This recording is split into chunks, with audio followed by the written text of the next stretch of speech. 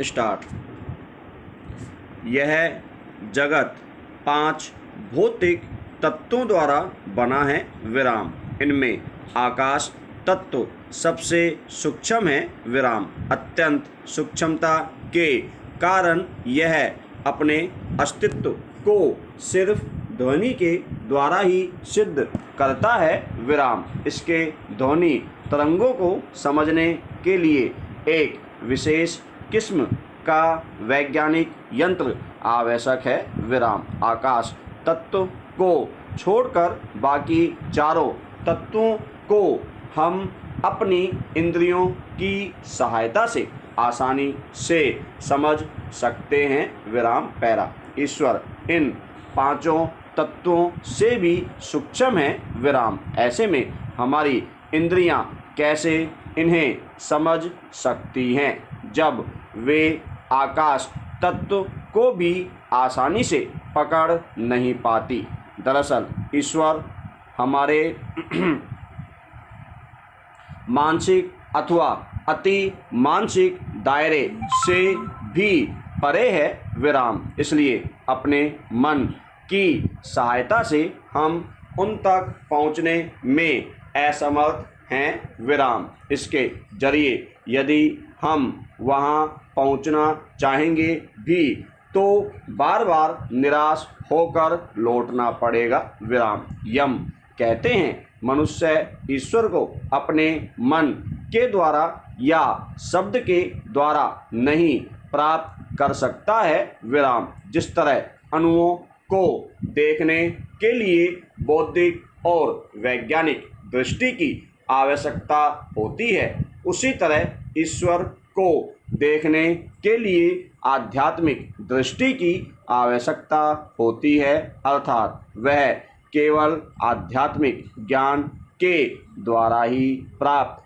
हो सकते हैं, विराम। इसके लिए व्यक्ति को तपस्या करनी पड़ती है, विराम। कठोर ध्यान अभ्यास करना पड़ता है, विराम। जब कोई आध्यात्मिक ज्ञान प्राप्त कर लेता है तो उसके सभी दुख और चिंताएं दूर हो जाती हैं, क्योंकि वह खुद को ईश्वर के निकट पाता है, विराम। ऐसा होने पर उसे असीम आनंद की अनुभूति होती है, विराम। Main dictation start.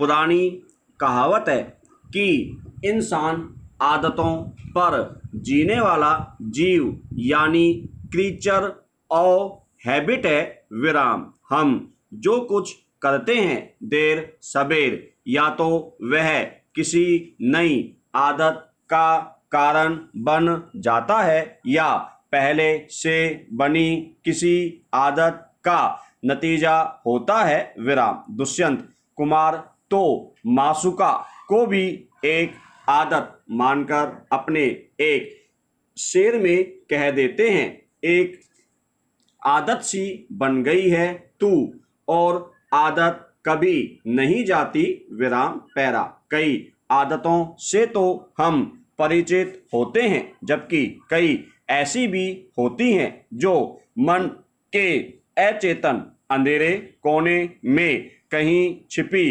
रहती है, विराम। आदतें अक्सर जीवन को यांत्रिक, बोझिल और उबाऊ बना देती है, विराम। कई अजीबोगरीब आदतें हम पाल लेते हैं, विराम। जैसे सोते बैठते हमेशा एक तकिए को अपने साथ रखना, बाहर जाते हुए हाथ में छाता जैसा कोई भी सामान टांक लेना, नाखून चबाना, एक ही बात को कई बार दोहराना, पुरानी किताबों या पेट्रोल को बार बार सूंघना, दिन में कई बार हाथ धोते रहना, किसी शब्द या वाक्य को अपना तकिया कलाम बना लेना वगैरह, विराम। ये उतनी नुकसानदेह नहीं है, विराम, पर आदतें जब व्यसन का रूप ले लेती हैं तो उनसे मुक्ति और कठिन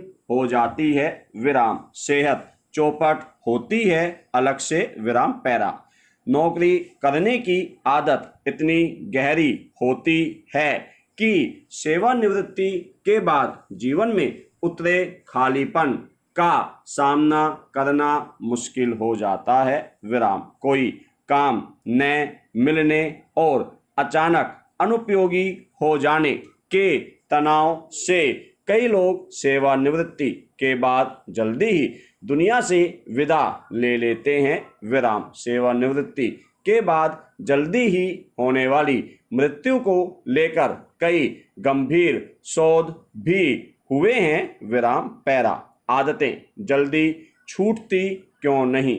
यह एक वजह तो है कि हम उन्हें छोड़ने के बारे में बड़े ही चयनात्मक होते हैं विराम। सुख देने वाली आदतों को बचाए रखना चाहते हैं और जो दुख देती है उनसे पिंड छुड़ाना चाहते हैं विराम। आदतों के संबंध में एक और खास बात यह है कि हम अक्सर उन्हें छोटी उम्र में ही जाने अनजाने में पाल लेते हैं विराम। धीरे धीरे वे हमारे मन की गहरी परतों में जड़ें जमा लेती हैं और जब तक हमें उनके खतरे का आभास होता है तब तक वे मजबूत हो चुकी होती हैं और उनसे निजात पाना कठिन हो जाता है विराम। नशे की आदत अक्सर इसी श्रेणी में आती है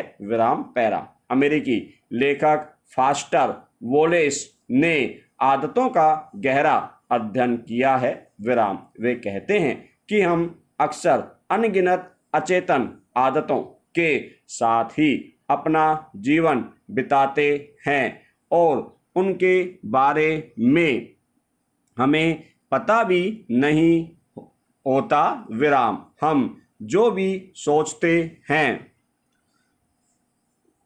और करते हैं, फैसले करते हैं, कपड़े पहनते हैं, क्या, कब और कितना खाते हैं, हमारा जागना और सोना, हमारे साथी संगी सभी हमारी चेतन अचेतन आदतों की ओर ही इशारा करते हैं विराम। वालेस का कहना है कि कुछ आदतें सरल और कुछ जटिल होती हैं पर वे यह भी मानते हैं कि आदतों की ऊर्जा बड़ी लचीली होती है विराम। वे उतनी अपरिवर्तनीय नहीं होती जितनी दिखती हैं विराम। कोई शराबी नशे के दुष्परिणामों के बारे में सोचे समझे तो शराब छोड़ भी सकता है विराम। टूटे हुए परिवार फिर से जुड़ जाते हैं। स्कूल में ही पढ़ाई छोड़ देने वाला बच्चा नई आदतें डालकर एक सफल कारोबारी या संगीतकार भी बन सकता है विराम। वालेस कहते हैं कि आदतों के बदलने या छोड़ने में इच्छा शक्ति की उतनी अधिक भूमिका नहीं होती जैसा कि अक्सर लोग सोचते हैं विराम। आदतों की समूची प्रक्रिया को उनके तौर तरीके और ढांचे के समझकर ही उन्हें त्यागा जा सकता है विराम पैरा। आदतें निर्मित होने की एक निश्चित यात्रा होती है और ठीक वैसे ही उनको त्यागने की विराम। नशे की आदतों से हजारों घर और जिंदगियां बर्बाद होती हैं और उन्हें समझने और ख़त्म करने के लिए मित्रों और परिवार के लोगों के स्नेहपूर्ण व्यवहार और पेशेवर सहायता दोनों की जरूरत पड़ सकती है विराम। मनोवैज्ञानिक कहते हैं कि धूम्रपान जैसी आदत न छूटे तो कोशिश करें और पूरे होशो हवास के साथ सिगरेट पिएं विराम। सिगरेट की डिब्बी को निकालें, उसे खोलें, सिगरेट निकालें, उसे देखें, होठों से लगाएं, लाइटर जलाएं, सिगरेट जलाएं, धुएं को भीतर लें, महसूस करें, धुएं को बाहर आते समय देखें, और महसूस करें विराम। एक एक हरकत को बारीकी से देखें और महसूस करें विराम। मोबाइल और इंटरनेट की आदत पड़ गई हो तो इस पर भी यही तरीका लागू करें विराम। दरअसल खत्म होने से पहले हर आदत की अभिव्यक्ति का धीमा होना जरूरी है विराम। इसके पीछे वजह यह है कि हर आदत के पीछे अतीत की बहुत बड़ी ताकत होती है और जो काम आदतन किए जाते हैं वे बहुत जल्दी में किए जाते हैं, अक्सर बेहोशी में भी विराम। पैरा गौरतलब है कि हम रोज जो कुछ भी करते हैं और सोचते हैं उसका 90% हमारी आदतों का हिस्सा होता है विराम। शायर अख्तर नजमी इसे बेखूबी बयां करते हैं। जिक्र वही आठों पहर वही कथा दिन रात विराम। कहते हैं आदतें एक आरामदायक बिस्तर की तरह होती हैं विराम। उनमें घुस जाना आसान है पर उनसे बाहर निकलना बहुत मुश्किल विराम।